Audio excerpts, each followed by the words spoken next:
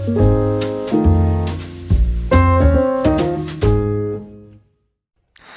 guys, welcome to another video. So in today's tutorial, we're going to introduce a very interesting project.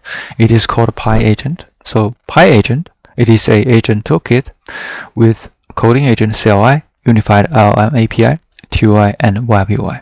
So if you look at the community, so they have almost 33,000 stars. It's very popular, and this project is actually built just using the Node.js.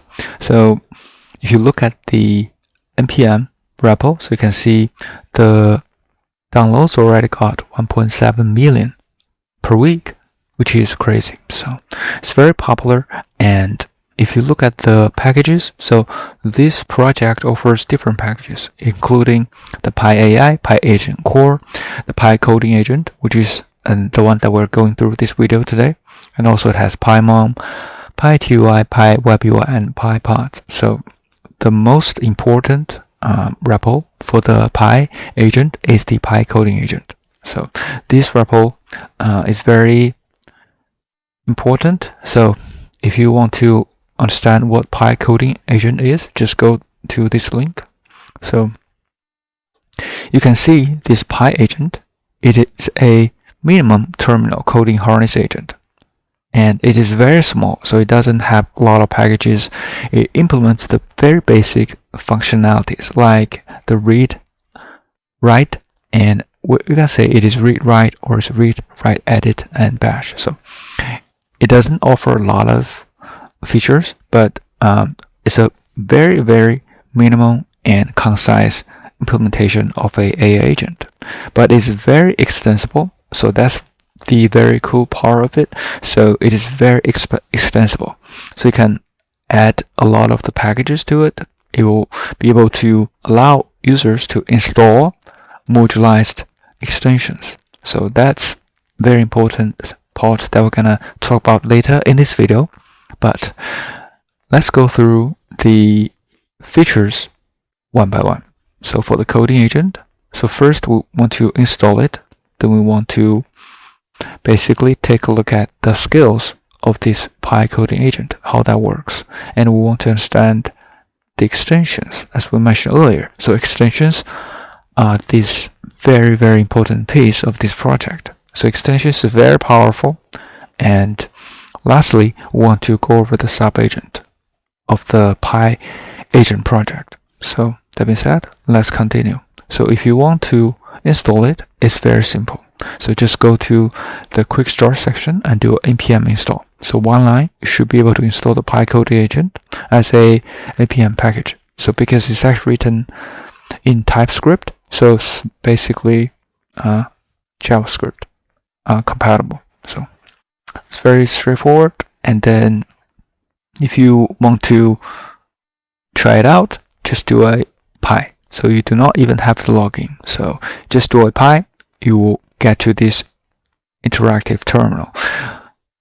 And the one thing you want to do before you do that is to set up the model configurations. So it will be in the .pyagent folder.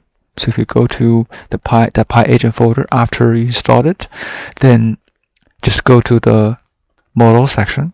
Basically, we're using the Gemma4 for this demo. You can use any model you want. So we'll set everything up on Kaggle. So we have the two GPUs. One is 15, and the other one is also 15 gigs. Then you got a total of 30 gigs of GPUs. So it's good to run the Gemma4 26B. And after that, you can put the base URL, the Kaggle public accessible LLM URL, which we use it as a Gradle turned URL. So you can set that up with the base URL, and then for the API, you can use the OpenAI complete, and then the API key is Ollama, because we're actually just using Ollama. And you can then specify the models. For example, you can specify multiple models like Gemma4 and Gemma4 26B, Gemma4N, which is non-thinking mode 26B. And you can also configure the details of the model, such as reasoning, what's the input, is it text or image or both, or the cost, and also the context window, the max tokens, so on and so forth. You can also config the compact. So basically it says support reasoning, effort, false, and also support developer role, false. So basically it will enable the system role. That's basically it. So this is how we config the models so you can actually try out the Pi agent. So that's the very, very important and the first step of it. And then you can also config the settings. So for example, if you want to add the skills and you want to put the skills in different places, so you can actually link different folders of the skills to one configuration. It's very convenient. You don't have to put it in a specific folder. You can put it anywhere you want. Then you can actually specify that path in the skills section. Then it will read that skill. So it's very automated. This is a very nice feature. And then once that's all ready, then we can just try out the Pi agent. So for example, this is one we already tried. So if you have installed skills, if you have installed extensions, which we're going to talk about after a little bit, so you will see this interface. So for example, if you have skills, you will see all the skills, including the ones that you write. For example, we write a coding review skill. It's a manually created skill, or you can copy the Pi skills project from the offshore repo. So the offshore repo has a Pi skills repo. So basically, you have all the popular skills that's already available in this repo. You can just do a git clone to anywhere, and you can import it. So you have these skills. And for example, in the settings, we included these Pi skills to this skills array. Then you can read it, and you can see everything is available in here. Also, you can install the extension. If the extension has a skill, they will be also included here. For example, we installed a extension called Pi Web Access. So this is for web access, like web search, for example. So then it also includes a librarian skill. So it will be included in here as well. So the skills are very flexible. That's how Pi agent built it. And also you can see extensions that we mentioned earlier. So extensions is a very important component or very important concept in the Pi agent. This is how it makes it so scalable and so extensible and popular. So extension is a package. You can use it, share it, install it anywhere you want. For example, we created a grid extension, and let's take a look at the grid extension. So this is a manually created extension. So you can see that we import this extension API from the Pi coding agent, and also we register a tool. So we can register a tool, we can register a command. So if you register a tool, it will be automatically used with the agent. So that's very common. So but you can register it inside a extension. So if you want to register a command, which is like a grid command, so a command is something that you can type a slash, and then you can type in grid. You can see there is a command that's available, which is you register in this manually created extension. So the description is greet the user with current time. So you can see the description is also available in this command. So once you actually say greet, as for example, Jacob, you can see that it says hello Jacob and with the timeline. So that's a customized extension you manually can create.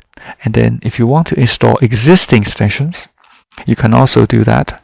For example, we installed the web access extension we talked about earlier, and we installed the Tintin Web Pi subagent. So this is a subagent extension. So you can actually create subagent with extension. And for example, it is also a npm package. It's available in this npmjs.com, so you can also install that. They have pretty good description, and basically what it does, it is an extension that brings Claude Code style autonomous subagent to Pi. And you can see that the theme and also the workflow is very similar to Claude Code. So we'll demo that in a little bit, but let's go back to the extensions. So after everything is registered. So how to register it is just to run this command line, which is using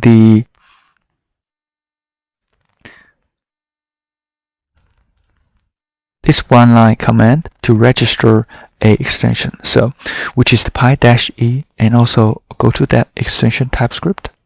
That's it. So then you can register a extension to the Pi agent. So you can also install this agent just by using pi install what's available on the npm. For example, we did pi subagent, pi web access, and also Tintin web pi agent. It's simply just doing a pi install. So you should be able to get that as a npm package. They're inside the node modules of the node version that you picked.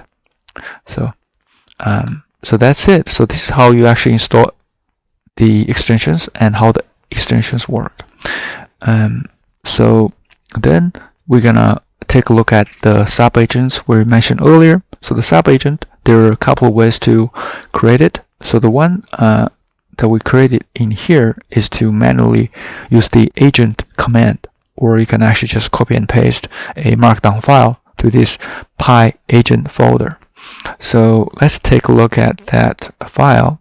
So if you look at the file in the pi.agent agents and researcher, so they have this specific section to specify what the agent can do, and also the tools, models, description, so on and so forth. And then there's details about this subagent.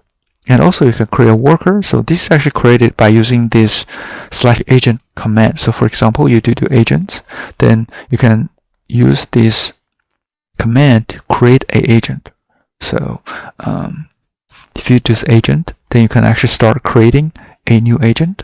It will go through different prompts, and you can create agent such as this one, worker.markdown. So that's how you create an agent using the agent command. Okay, so if you want to use the npm package installed extension subagent, so it's probably the easiest way to use the subagent. And once you installed it, then you should be able to try out something like parallel subagent, or just using this prompt to create a subagent automatically. So for example, if you paste it, so the prerequisite is you have installed the pi subagent or the npm Tintin web pi subagent. So, and let's copy and paste that prompt. So you can see first it will run as a Claude code style, and then we'll start spin up multiple agents at the same time. So let's just hit enter so you can see how this works.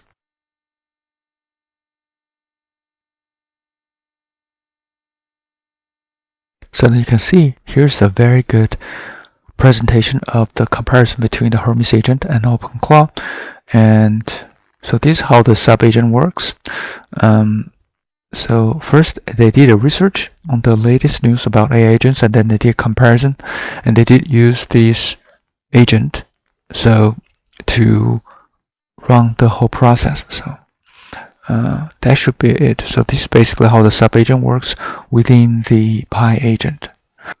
So also there's a very interesting command, or very useful command that you can use, is to /tree. So if you use that command, you can go through all the different conversations that you had, and you can click on it or enter so that you can see what are the details of that conversation.